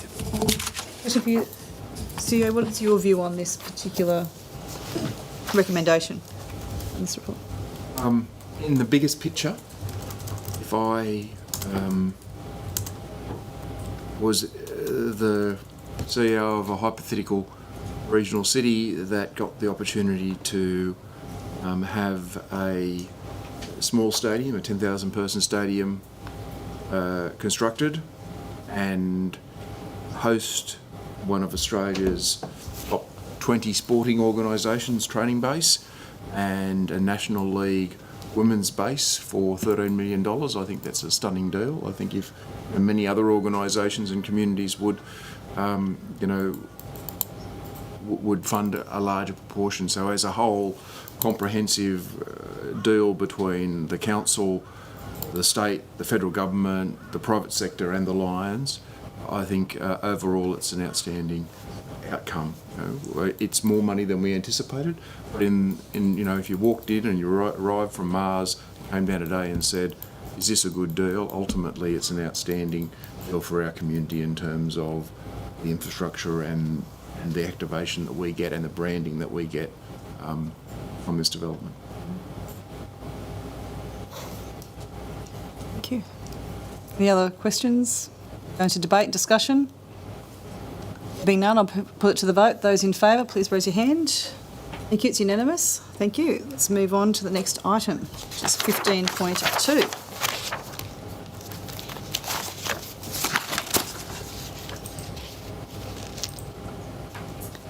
It's a pretty simple motion. We're looking at council nominate 2 councillors to be considered for appointment to the Darling Downs Moreton Rabbit Board. May I ask for a mover, please? Councillor Madsen. And seconder.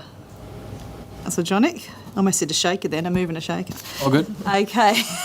Through the Mayor. Yes, Councillor Madsen. I move that Councillor Russell Milligan and Councillor Kate Kunzelman be put forward to be considered for appointment by the Minister. Are they our buddies? I'll just ask Councillor Milligan and Kunzelman, had they been asked beforehand, are they willing to take that on, yes or no? Oh, it'd be fun. Yeah. Fun? The Hunt and Wabbits? Yes, Mayor, I've Councillor Milligan, you... considered that. And Okay, thank you. I do have someone who will second the nomination of Councillor Milligan and Councillor Kunzelman. Yeah. Councillor Johnnick, you will. Thank you very much. Any discussion? Yes, Councillor Madigan. Just through the Mayor, I'd like to let it be known that I have ultimate faith in Councillor Russell Milligan. We've had a brief conversation about the rabbit fence, and I believe that he's well placed to run point on this. And should the Minister see fit to instead appoint Councillor Kunzelman, I believe that she will also do a great job. Councillor Kunzelman is outstanding at research and talking to relevant stakeholders and coming up with some good stuff, and I think either will further the interests of the Ipswich people if appointed to that board. Thank you, Councillor Madsen. Councillor Johnnick. Through the Mayor, I'd just like to reiterate what Councillor Madsen is saying in relation to Councillor Kunzelman and Councillor Milligan. I did discuss the location of the fence with Councillor Milligan, and he was well abreast. So I've no doubt that they'll be well placed in this position. Thank you.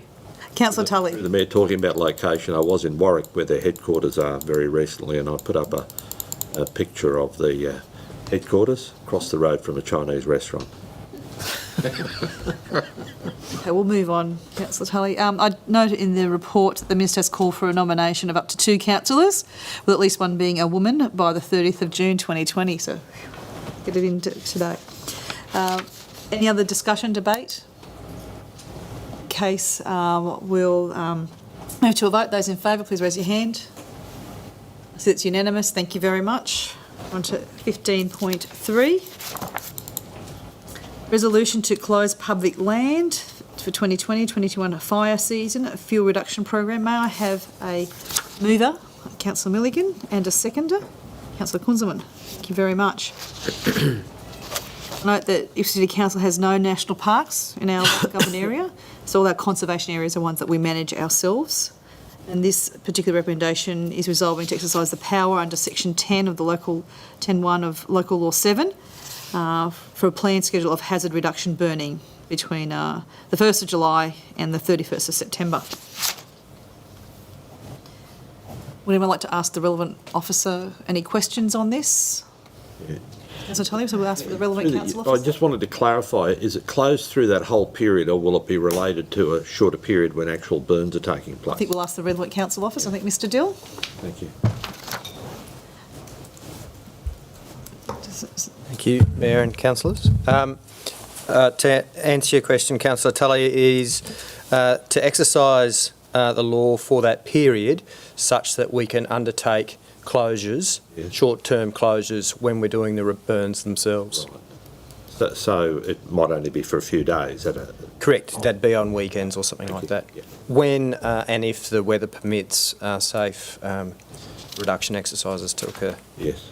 Through the Mayor, Please, Councillor will the department let the school know for any kids that have asthma? If it's This a is school day, that you'll let the school know so they can send the kids home? We undertake a significant consultation and communication with surrounding areas. Oh, sorry, Councillor Fickner. Mr Dill, just taking into consideration the ferociousness of last year's fire season, have we taken further precautions in preparation of this year's fire season in the program? Well, this is one of the new initiatives, or something that we haven't done significantly in the past. We do other measures, including fire breaks and those sorts of things, and maintaining those. But this is our biggest step towards improving risks. Great. Thank you. Councillor Madsen. Mitigating risks, I should say. I'm aware that it can be a bit hard to book a date for these sorts of things due to the variables with the weather, such as wind, heat. What sort of time frame do we need to know with certainty, and when we decide when to do a? It's literally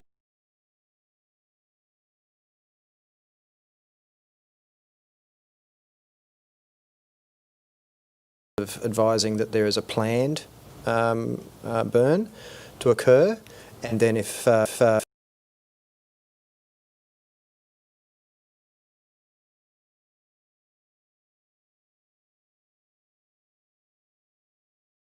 Mr Dill?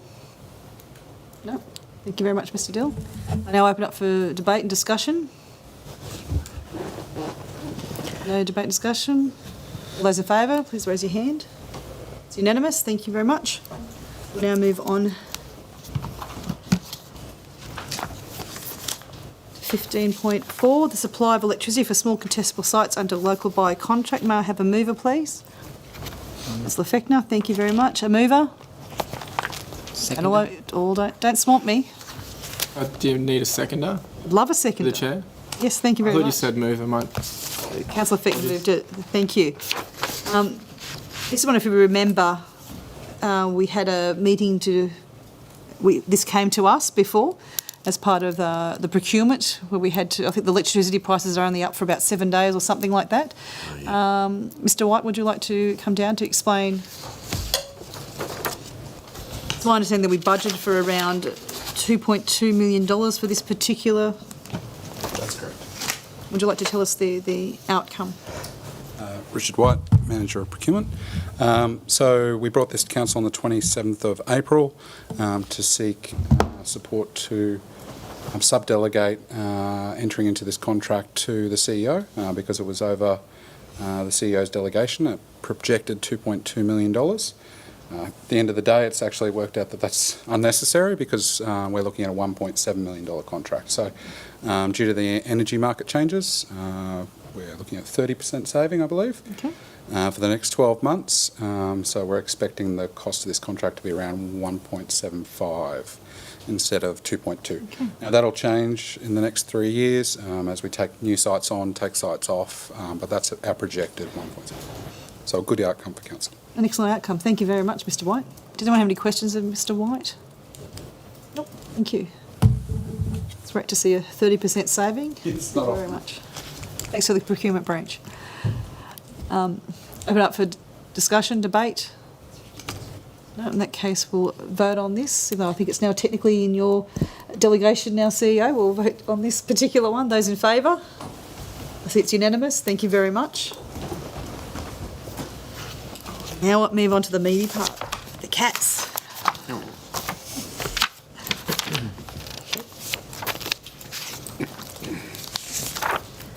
We've got notices of motion here.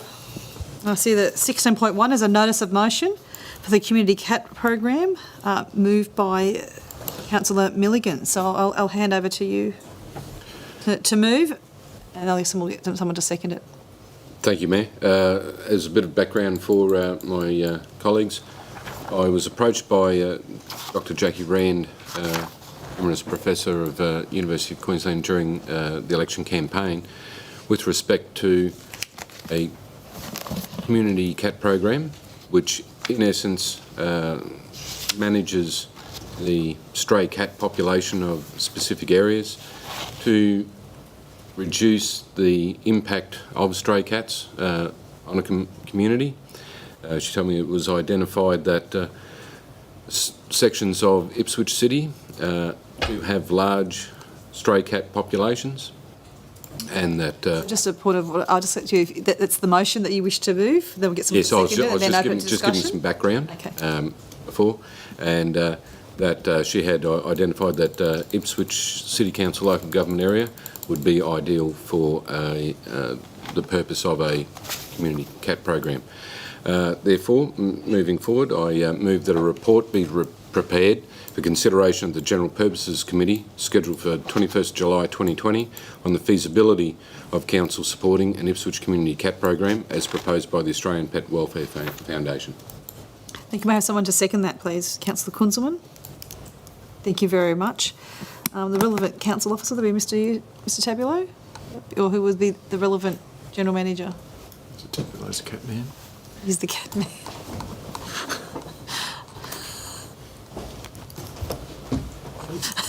He's grinning like a Cheshire cat when he's...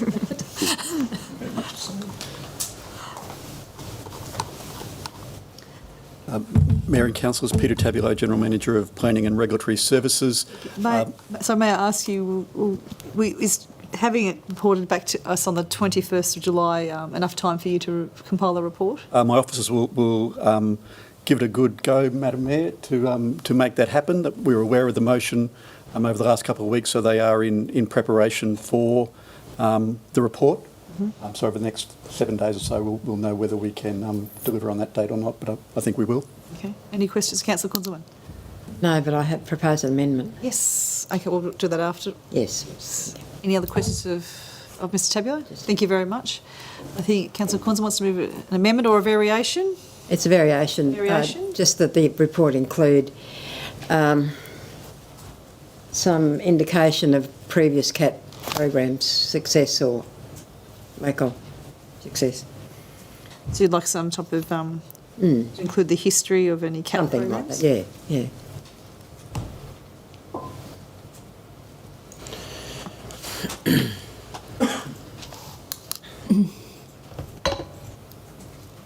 Cat management programs, perhaps I may propose.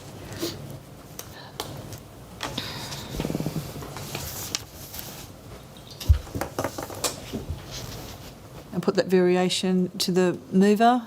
Councillor Milligan, you're okay with that variation? Yes. Mm-hmm. Obviously, Councillor Kunzelman, you're okay with that variation? Mayor, I'd assume that would be part of the report. I did have a discussion with the relevant branch manager who would be compiling that report. He attended a presentation on the matter, okay. And he had discussed that with me.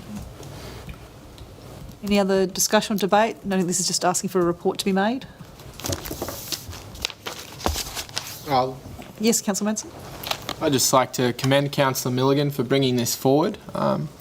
Managing feral cat populations is actually a very important thing. I'm a cat lover myself. My cat at home does not love me, though, but feral cats do a lot of untold damage to native wildlife, and, you know, we've got a real role here to play to protect native wildlife. And initiatives such as this need to be looked at to protect that native wildlife, so it's there for future generations.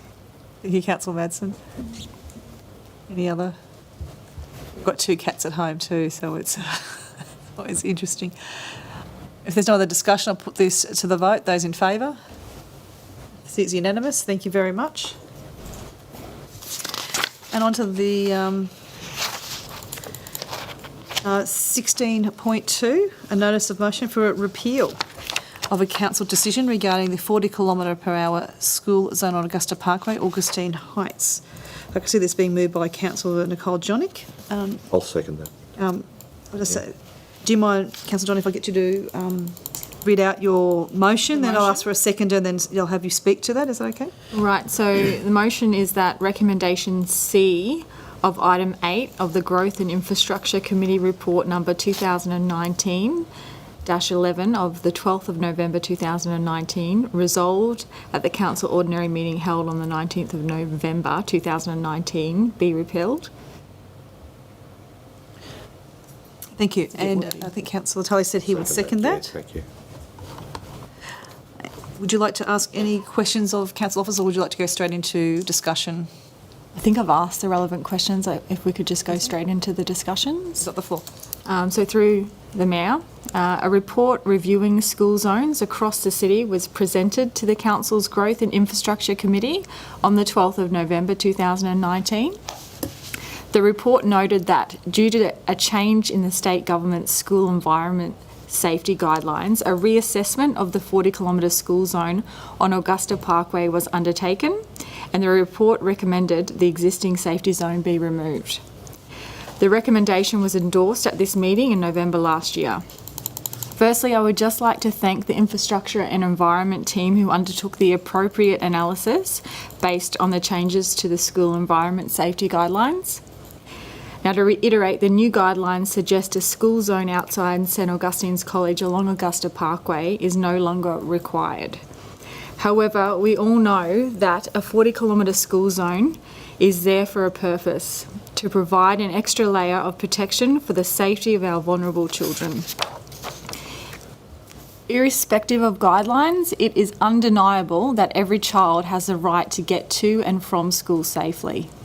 The increased speed limit has a great potential to put our children's lives in danger, but for what benefit?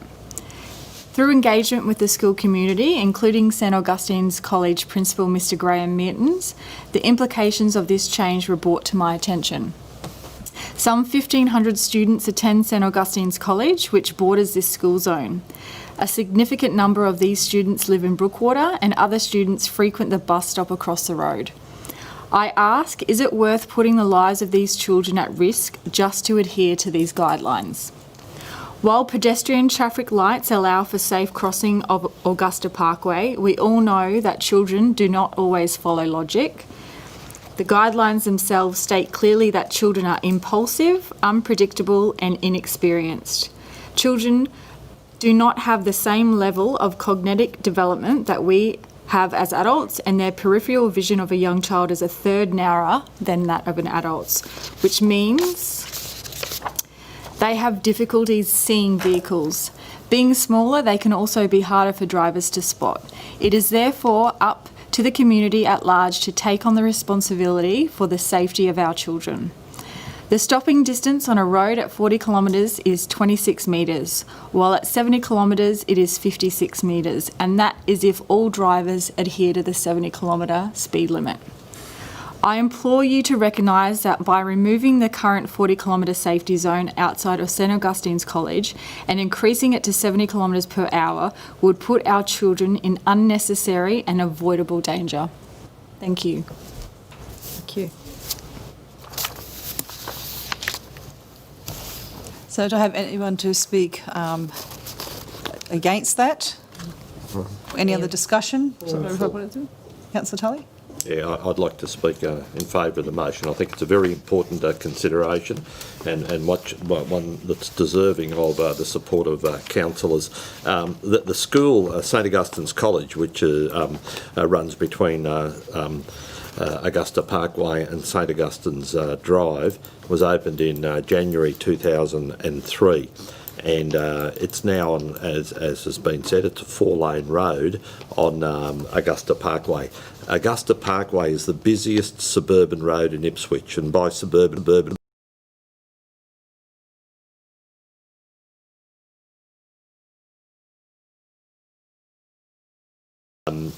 back in 2012, the state government undertook changes to the timing of school zones, and also changed many of the signs that were already there. For example, the area didn't have flashing signs there until 2012. They do now. The other issue that, and the school has taken up the cudgels for this in 2019, at the end of the year, when the decision was made, the school became aware of that. And it was even reported as recently as the 20th of March 2020 that the school principal found out via social media about the decision and said no one from the council had been in touch with him. What concerns me is the large number of students from both sides. You know, you've got Augusta Parkway, particularly Brookwater, people arriving by bus, people walking from Brookwater.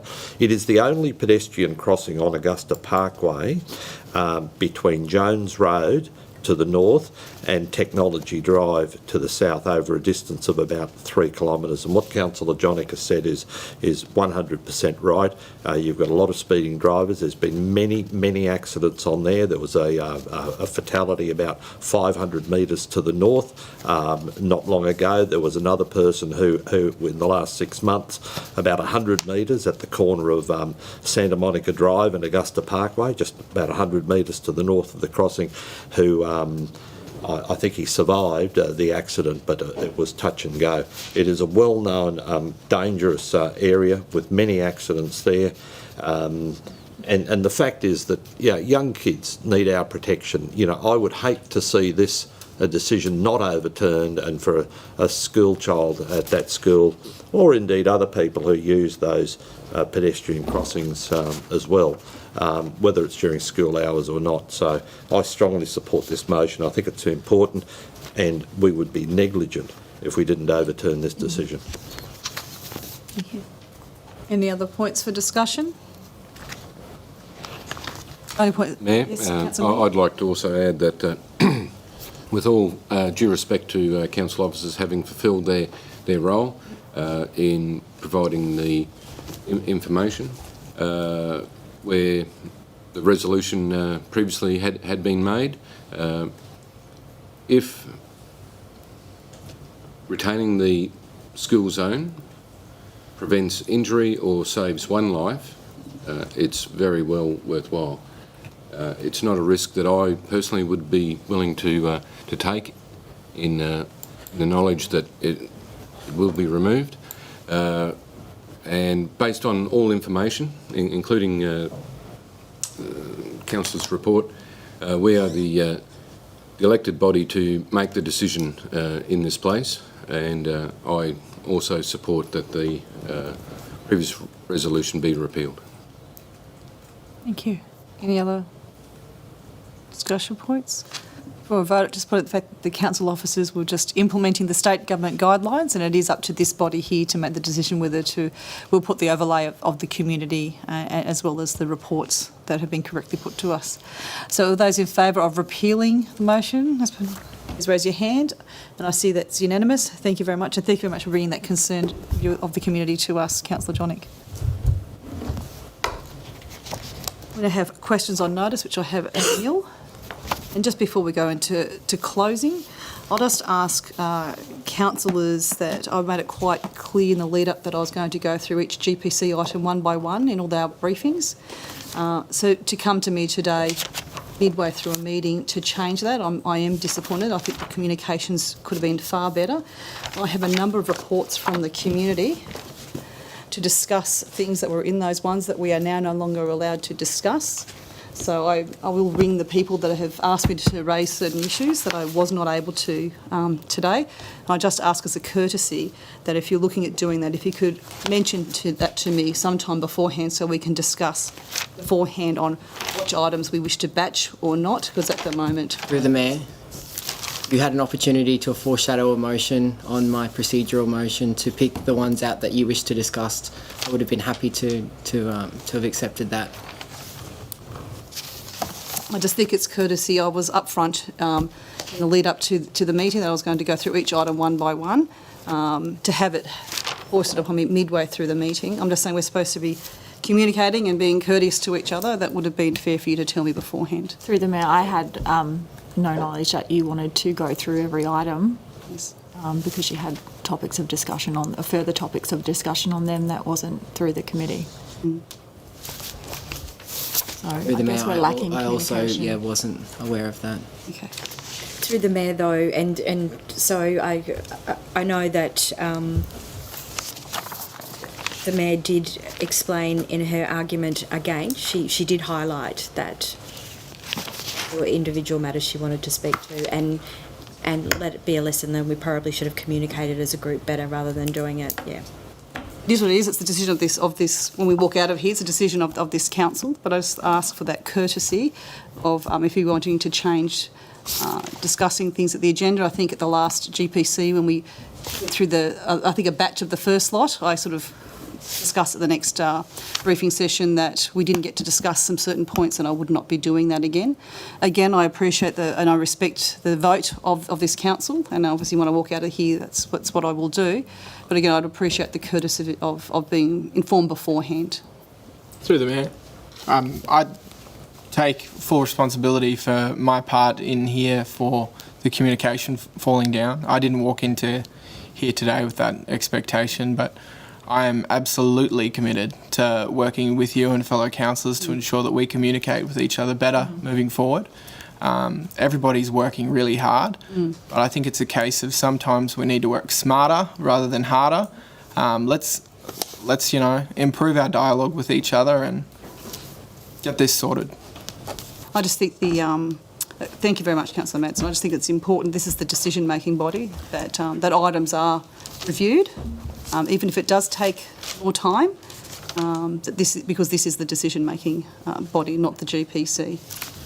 Moving forward. With that, thank you. I'll close the meeting at 2:43. Thank you.